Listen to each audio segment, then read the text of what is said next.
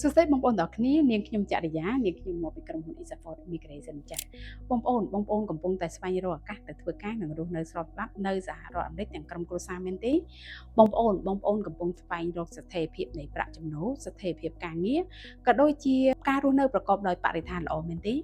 បងប្អូនកំពុងតែស្វែងរកឱកាសនៅក្នុងការកាត់បន្ថយប្រាក់ចំណាយទៅលើការសិក្សាកូនបងប្អូនមែនទេបងប្អូនអនុញ្ញាតឲ្យនាងខ្ញុំចរិយាណែនាំកម្មវិធីមួយគឺជាកម្មវិធី EB3 Unskilled Worker ដែលអនុញ្ញាតឲ្យបងប្អូននិងក្រុមគ្រួសារទៅធ្វើការនិងរស់នៅស្របច្បាប់នៅសហរដ្ឋអាមេរិកបានសម្រាប់តម្រូវការនៅក្នុងការដាក់ពាក្យតម្រូវឲ្យបងប្អូនមានសុខភាពល្អប្រវត្តិស្អាតស្អំអាចធ្វើការងារបាននិងធ្វើការងារឲ្យនយោជកយ៉ាងតិច12ខែចេះភាសាអង់គ្លេសនៅក្នុងការប្រស្រ័យទាក់ទងសម្រាប់អត្ថប្រយោជន៍មានជាច្រើនដូចជា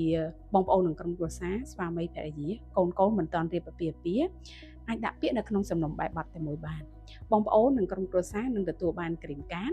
បងប្អូននិងក្រុមគ្រួសារអាចស្នើសុំសញ្ជាតិអាមេរិកបន្ទាប់ពីរយៈពេល5ឆ្នាំក្រោយសម្រាប់កូនបងប្អូននឹងទទួលការសិក្សាដែលឥតគិតថ្លៃនិងមានអត្ថប្រយោជន៍ជាច្រើនទៀតសម្រាប់ដំណើរការនៃការដាក់ពាក្យយើងដាក់ពាក្យទៅក្រសួងការងារក្រសួងអន្តោប្រវេសន៍វិជាស្ថានវីសានិងដំណាក់កាលចុងក្រោយគឺសម្ភាសន៍នៅស្ថានទូតអាមេរិកសម្រាប់ការងារយើងមានការងារច្រើនប្រភេទសម្រាប់ឲ្យបងប្អូនជ្រើសរើសយើងមានការងារបផ្នែកបម្រើនៅអាហារដ្ឋាន fast food